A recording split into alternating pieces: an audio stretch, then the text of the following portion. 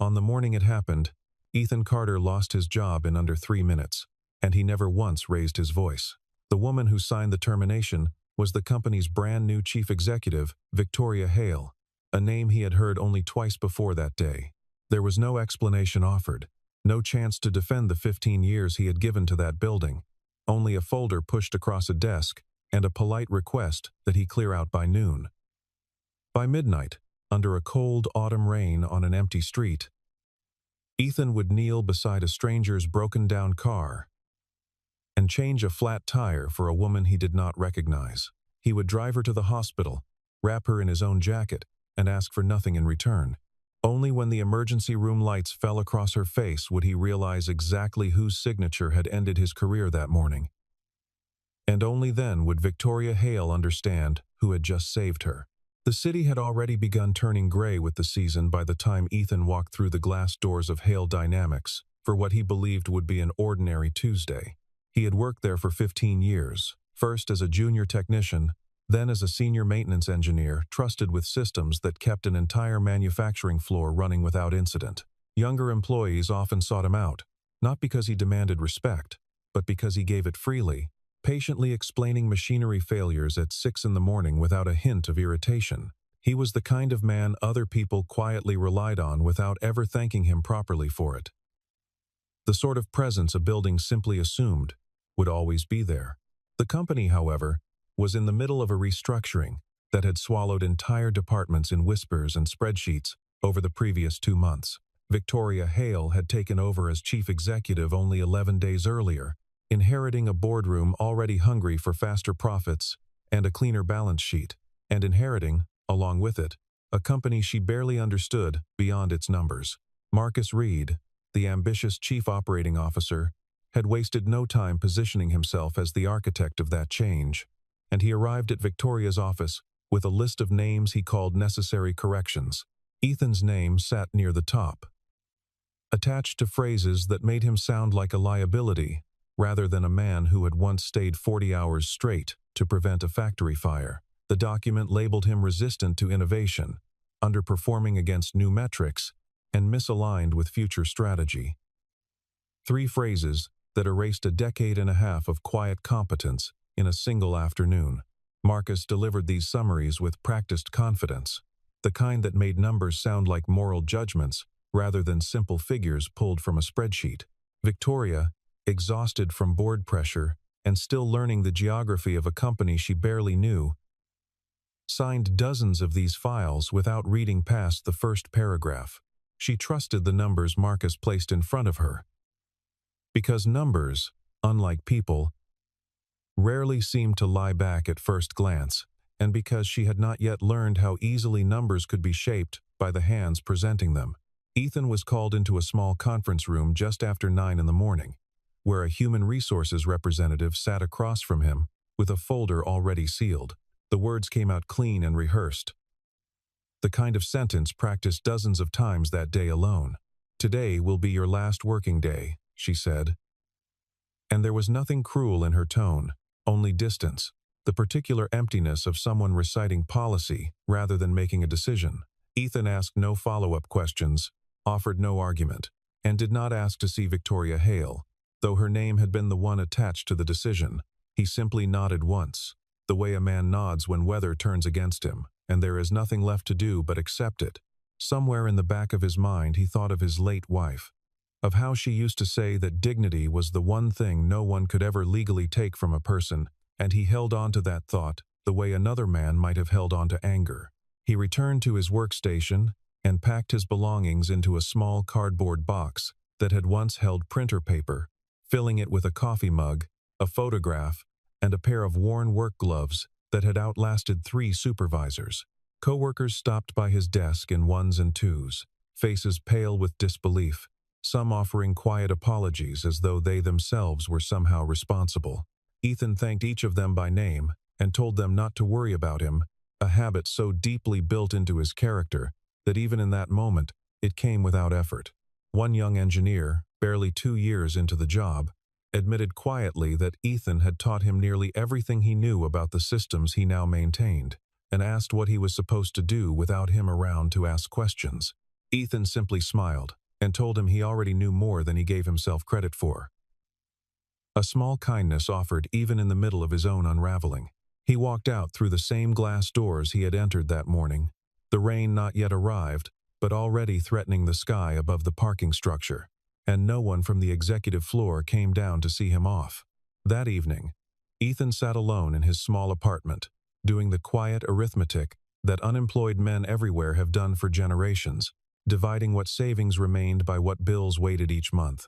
He was not a young man anymore, though he was far from old. 38 years marked more by patience than by bitterness, a widower who had raised his children largely alone after losing his wife years earlier. His children were grown now and scattered across other cities, which meant the apartment held only him, a kettle, and the low hum of a refrigerator that badly needed replacing.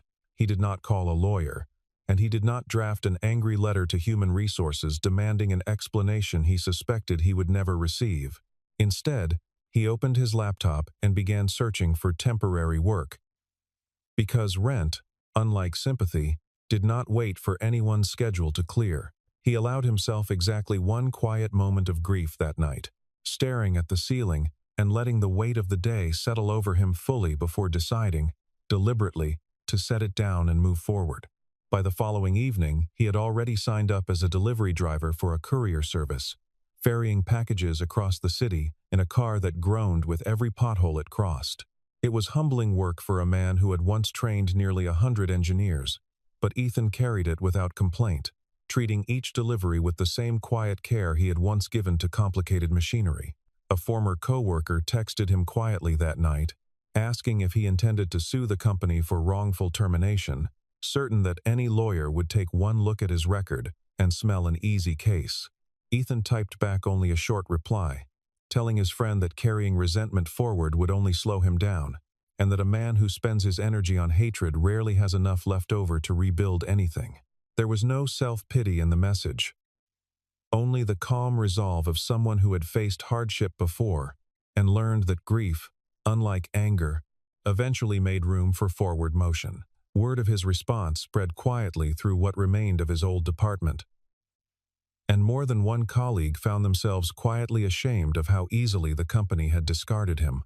Some nights, after finishing his last delivery, Ethan drove slowly past the building where he had once spent so many years, watching the lit windows of an office that no longer belonged to him in any sense. He felt no bitterness in these small detours, only a kind of curiosity about who he might become, now that the identity he had worn for 15 years had been taken from him without warning. He began waking earlier, using the extra hours before his delivery shifts to help an elderly neighbor carry groceries up 3 flights of stairs, or to check the brakes on a young mother's car free of charge in the parking lot behind his building. It was in these small, unremarkable moments, delivering boxes in the cold, with a smile intact, and stopping to help strangers who could offer him nothing in return, that the character of Ethan Carter began to reveal itself fully, long before anyone with real power noticed. He never once considered that these habits, formed quietly over years and repeated without any audience, would eventually collide with the very woman who had signed away his career. At night, when the apartment grew too quiet for comfort, Ethan sometimes took out an old photograph of his late wife, propped against the lamp on his nightstand, and spoke to her the way he had for years, whenever life pressed hard against him. He told her about the layoff without drama, the same way he might have described a change in the weather, and admitted only once, quietly, that it had stung more than he let anyone else see. He reminded himself, as he often did, that she had built her own kind of quiet strength, raising their children through hardship long before illness ever entered their lives. And that whatever came next, he was not the first in his family to rebuild from very little. These private moments never made it into conversations with coworkers or neighbors, existing only for him. A small ritual of grief and resolve folded quietly into the ordinary architecture of his nights. It was this same discipline, the ability to feel loss fully and still rise the next morning ready to work, that had carried him through every hardship of his adult life. And it was this same discipline that would soon carry him, without any fanfare, straight into the middle of a stranger's crisis on a flooded road. 3 nights later, A storm rolled into the city with a violence that emptied the streets almost entirely. Rain slamming sideways against windshields and streetlights flickering under the pressure of wind. Ethan was finishing his final delivery route near midnight when he spotted a sedan pulled halfway onto the shoulder of an otherwise abandoned road, its hazard lights blinking weakly through the downpour. A woman stood beside the vehicle in a soaked business coat. One heel snapped clean off, her phone held uselessly in her hand because the battery had already died. Cars passed without slowing, their drivers eager to escape the weather rather than risk a stranger on a dark road. And the woman had clearly resigned herself to standing there until something worse happened. Ethan pulled over without hesitation, stepping out into rain that soaked through his jacket within seconds. Because to him the decision required no debate at all, only the simple recognition that a person needed help, and he happened to be there. He knelt beside the flat tire without asking her a single question about who she was or what she did for a living, working quickly with hands that had spent years fixing far more complicated machines than this. She tried weakly to protest, insisting she could call for help eventually, though both of them understood there was no help coming on a night like this. Ethan removed his own jacket and placed it over her shoulders before she could argue, then guided her gently toward his car so she could escape the worst of the cold while he finished the job. He worked in silence, focused entirely on the lug nuts and the spare tire, never once glancing at her face long enough to recognize it. His mind occupied only with the simple task in front of him. When she asked why he had stopped when no one else would, he offered a sentence so plain it barely seemed like an answer at all, simply that no one should have to stand out in weather like this alone. The woman, though he did not yet know her name, found herself staring at this stranger with something close to disbelief, unaccustomed to kindness, offered without calculation. The tire alone was not enough, because within minutes it became clear that the fall she had taken while trying to change it herself had left her ankle swollen and her palm bleeding from a jagged piece of metal on the roadside. Ethan insisted on driving her to the nearest hospital rather than leaving her to wait for a tow truck that might take hours to arrive in such weather. She resisted only briefly, embarrassed by her own vulnerability, but eventually accepted, too exhausted and too cold to keep refusing help she clearly needed. During the short drive, neither of them exchanged names, and Ethan asked nothing about her career, her family, or why a woman dressed for a boardroom had been driving alone on a night like this. He simply focused on the road, occasionally glancing to make sure she was comfortable, treating her the same way he treated every stranger who crossed his path, with quiet, unremarkable decency. It was this very absence of curiosity that would make the coming revelation land with such devastating force for both of them. The emergency room was bathed in the particular fluorescent brightness that seems to exist only in hospitals at midnight, harsh and unflinching against exhausted faces. A nurse rushed forward to help the injured woman into a wheelchair, glancing briefly at a chart someone had already begun preparing at the front desk. "Miss Hale," the nurse said aloud, confirming an identity that meant nothing to the staff around her but everything to the man standing just behind the wheelchair. Ethan turned his head at the sound of the name, at first assuming he had simply misheard it over the noise of the waiting room. But when he looked again at the woman's face, now fully illuminated under the harsh white lights, recognition crashed into him with the force of the storm outside. This was Victoria Hale, chief executive of Hale Dynamics, the very woman whose signature had ended his career less than 15 hours earlier. For a long moment neither of them spoke, the air between them suddenly heavier than the storm they had just escaped.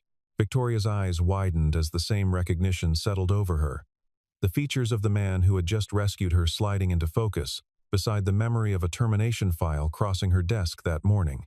She remembered nothing specific about the paperwork, only the vague impression of a name among dozens, a face she had never bothered to look up in the rush of her first weeks as chief executive. Now that face stood in front of her, rain-soaked and utterly unaware of the coincidence, having just spent the last hour caring for her without asking for anything at all.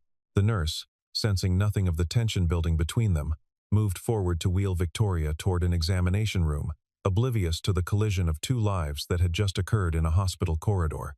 Ethan stood frozen near the entrance, his mind racing to reconcile the woman who had thanked him so sincerely with the signature that had erased his job in 3 minutes flat. Victoria found her voice first, calling out to stop him before he could quietly slip away into the night, as he clearly intended. "I know who you are," she said, her voice thinner now, stripped of the confidence that usually accompanied her title. Ethan turned back slowly, his expression calm but unreadable, the same steadiness he had carried since the morning he lost his job. "I recognize you too," he said simply, and for a moment the sentence hung between them like an accusation. Neither of them wanted to make out loud. Victoria's hand trembled slightly as she reached for the arm of the wheelchair, embarrassment and shame rising in her chest faster than she could control. She had spent the entire morning treating him as a line item, and now she owed him her safety on a night when the entire city seemed determined to abandon her. "I am so sorry," she said finally, the apology feeling small and insufficient against the size of what had happened between them that day. Ethan shook his head gently, refusing to let the moment turn into something heavier than it needed to be.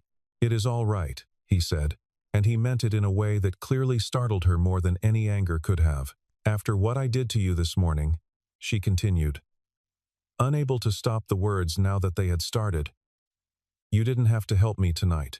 Ethan considered this for a moment before answering, his tone never rising, never accusing, only honest. "You needed help tonight," he said, "and that was enough for me." A sentence so simple that Victoria found herself unable to respond to it at all. For the first time since taking over as chief executive, she felt something crack quietly beneath the armor she had built around herself in that role, and she did not entirely know what to do with the feeling. Before he left the hospital that night, Ethan asked only whether someone would be coming to sit with her, and when Victoria admitted there was no one, he stayed nearby a while longer, quietly speaking with the nurse to make sure she would be looked after properly. He did not offer his phone number, and he did not ask for hers, content instead to simply see the night through to a safe conclusion before disappearing back into the rain. Victoria watched him leave through the hospital's sliding doors, water still dripping from his sleeves, and found herself unable to look away until he was gone entirely from view. She lay awake long after the nurses dimmed the lights, replaying the sequence of the evening from the moment her tire had failed to the moment she realized whose hands had been kneeling in the rain beside her. Somewhere in that replaying, the shape of her own morning decisions began to feel unbearably heavy, no longer abstract figures on a termination list, but a man with a face, a voice, and an entire life she had dismissed without a second thought. Victoria did not sleep that night, her ankle wrapped and her hand bandaged, but her mind far too restless to rest even in the hospital bed they eventually placed her in for observation. She kept replaying the moment Ethan had knelt beside her car in the rain, offering his jacket to a woman he did not know, expecting nothing beyond her safety in return.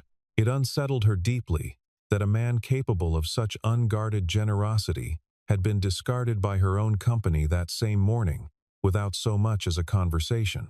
By the time the sun rose, she had already decided she would return to the office, not to resume business as usual, but to understand exactly how Ethan Carter had ended up on that termination list in the first place.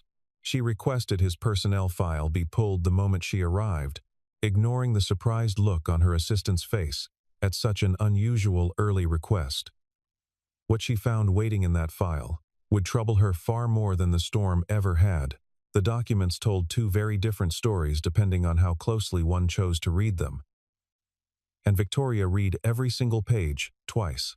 On the surface, the numbers Marcus Reed had presented painted Ethan as an obstacle to progress, an aging employee resistant to new systems the company wanted to implement. But buried beneath those numbers were older reports, some dated years earlier, describing an entirely different man, Daniel Brooks, who had once served as Ethan's direct supervisor before being moved to a different division, still kept detailed records of his own, and he did not hesitate when Victoria called him into her office that afternoon. He explained, with quiet frustration barely contained, that Ethan had once prevented a fire from spreading through an entire production floor by identifying a faulty wiring system hours before it would have failed catastrophically. He had personally trained nearly 100 engineers over the years, many of whom still called him for advice long after leaving the company, and his interventions had saved the organization millions of dollars that no spreadsheet had ever properly credited to his name.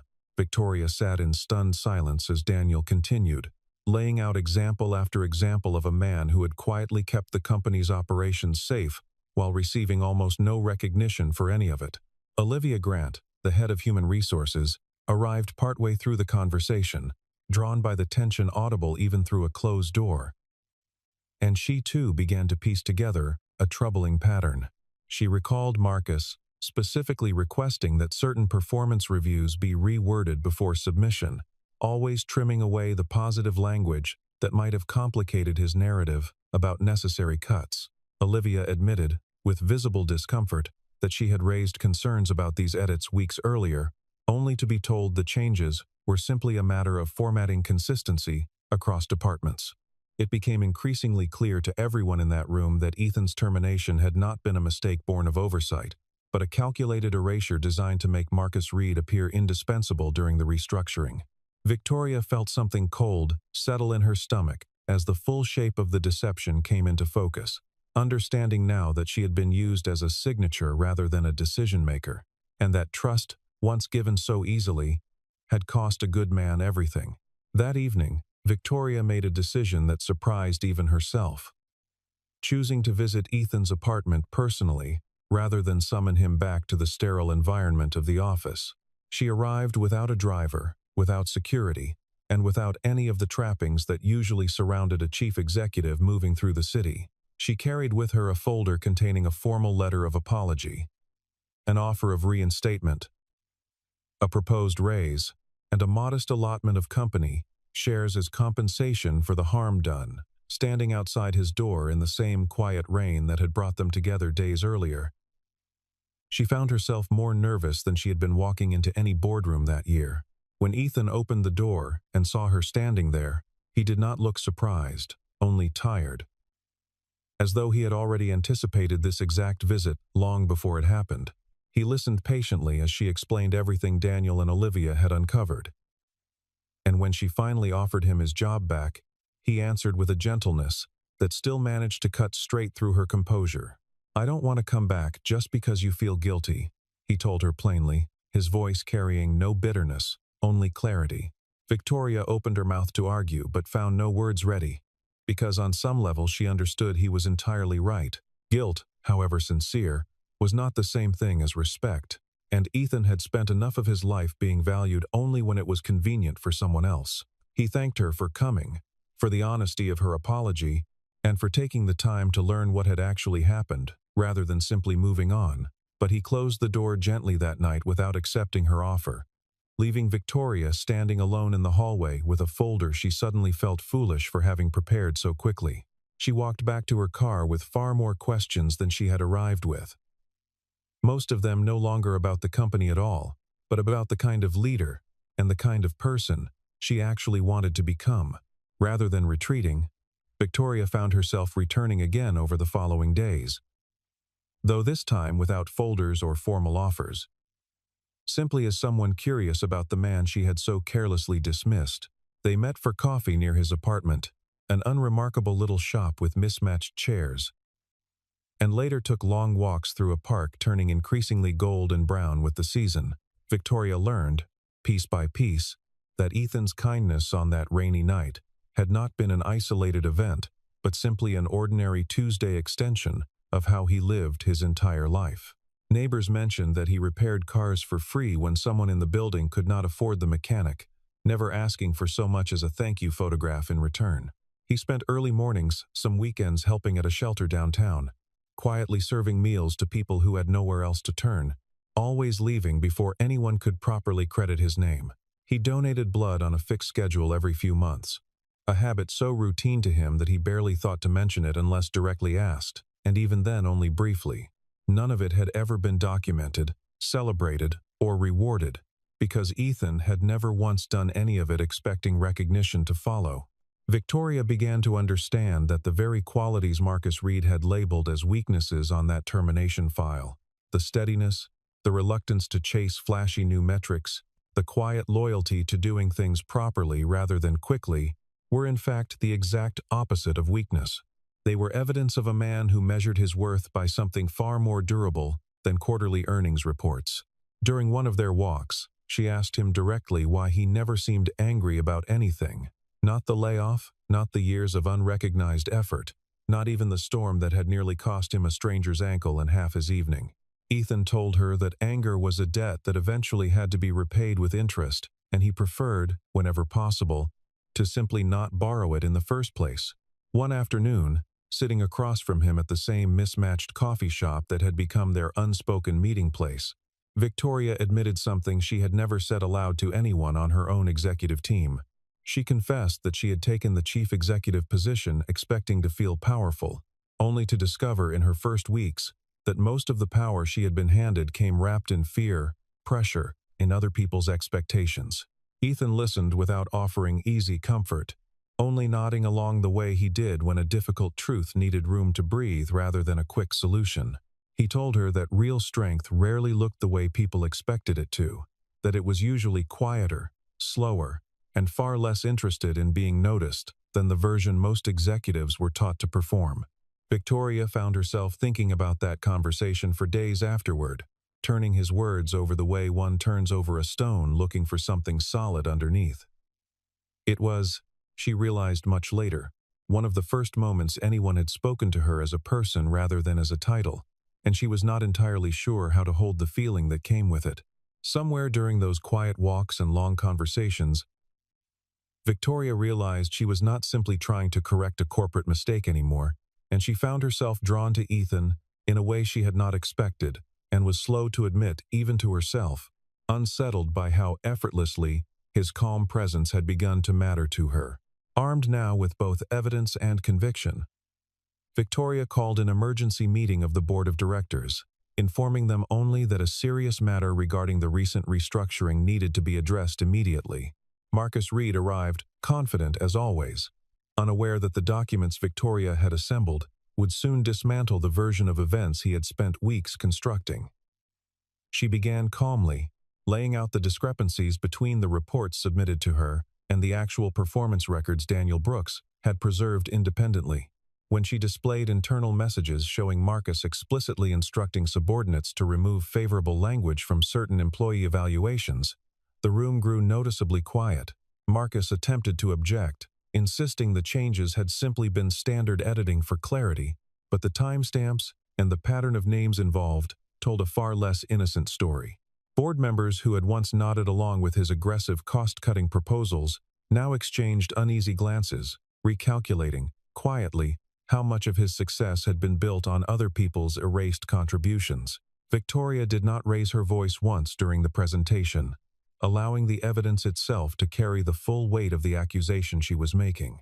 By the end of the meeting, the board voted unanimously to terminate Marcus Reed's employment, citing deliberate manipulation of company records and abuse of his position during the restructuring process. But Victoria was not finished, because she understood that placing all the blame on one man would be its own kind of dishonesty.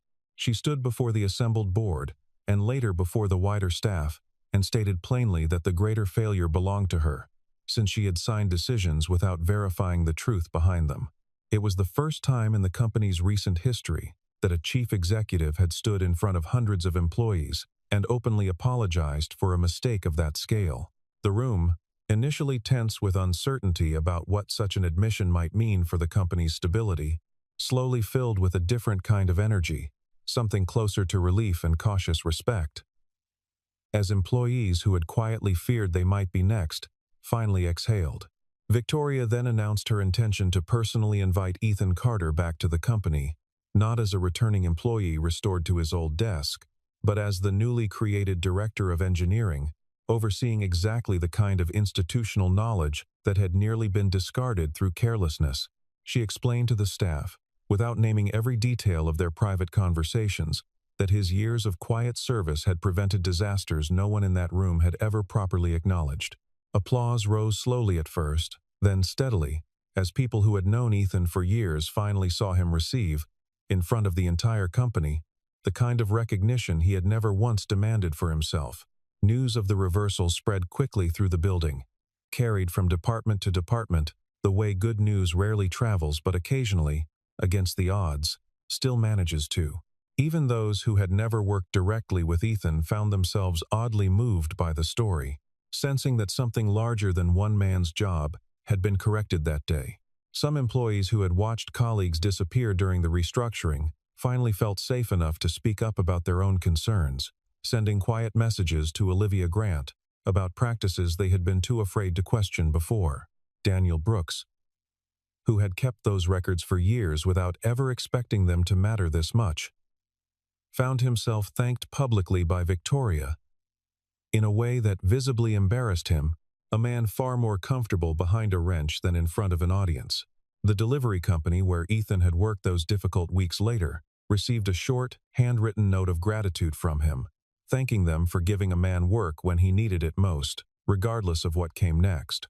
Victoria felt lighter walking out of that meeting than she had in months, though she understood the harder conversation, the one with Ethan himself, still remained ahead of her. Ethan took several days before responding to the offer, needing time to sit with what it truly meant to accept a position built not from convenience, but from genuine correction. He thought about his years of quiet service, about the box he had carried out of the building weeks earlier, and about the strange, unlikely storm that had brought Victoria back into his life. He spoke with old friends from the delivery company, with Daniel, and even briefly with his grown children over the phone, weighing the decision from every angle, before settling on an answer that felt true to who he was. Eventually he agreed, though not without conditions of his own, to who, insisting that his return would not come wrapped in special privileges or unearned favoritism. He asked instead for structural changes, insisting that future evaluations be reviewed by more than one person, and that decisions affecting people's livelihoods never again be reduced to a signature completed in under a minute. Victoria agreed to every condition without hesitation, understanding that his terms were not requests for personal comfort, but requirements for a fairer workplace overall, and it was, in its own way, the most honest negotiation either of them had ever taken part in. In the months that followed, the culture inside Hale Dynamics shifted in ways both subtle and unmistakable, as employees noticed leadership beginning to listen rather than simply dictate. Performance reviews became more transparent. Decisions were explained rather than delivered as verdicts, and the quiet contributions of long-serving employees finally began receiving the recognition they had always deserved. New hiring practices required at least 2 signatures on any termination, a small procedural change that nonetheless represented an entirely different philosophy about how people should be treated within the walls of that building.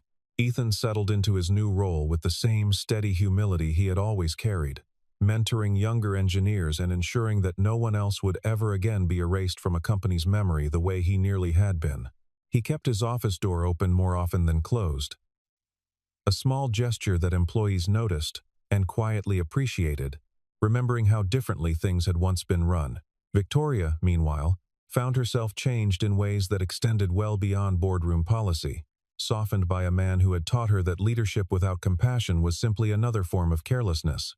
Their relationship deepened slowly over that autumn and into winter, built not on grand gestures but on the same quiet reliability that had first drawn Victoria to him on that rain-soaked road.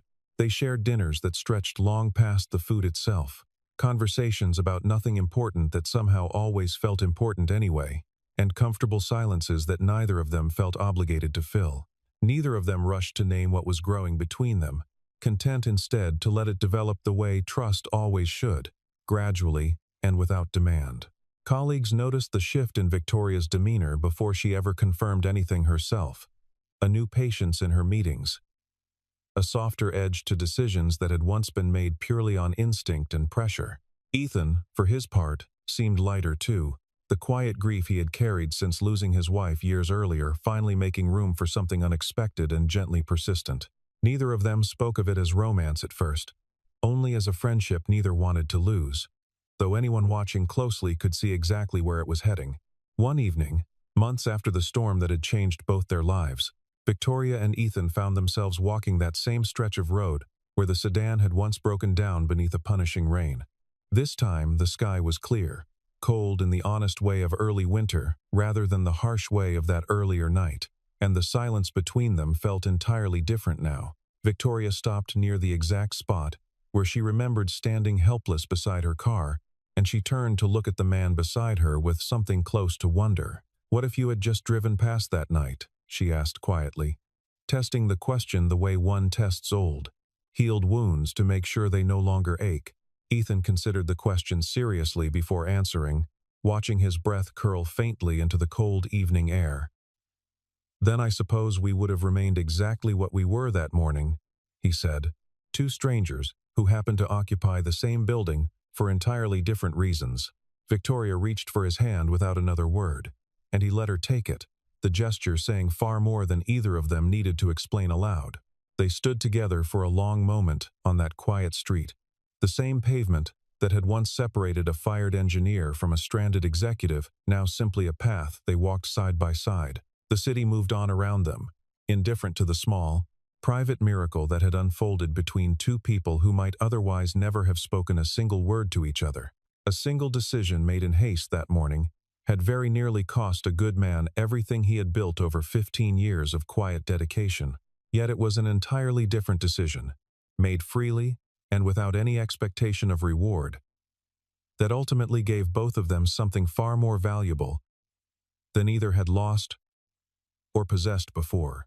Kindness, offered without condition on a night when it would have been easiest to look away, had opened a door that no amount of corporate power ever could have unlocked on its own. Victoria often thought back, in quiet moments long after that winter evening, on how close she had come to never learning any of this, to remaining forever the executive who signed away a good man's future without a second glance. Ethan, for his part, rarely spoke of the morning he was let go anymore, choosing instead to remember the storm that followed it, and the strange grace that had walked out of that storm to meet him. Their story became, in time, a quiet legend within the walls of Hale Dynamics, told not as gossip, but as a reminder of what could happen when people chose to look past titles and signatures and simply saw one another as human beings.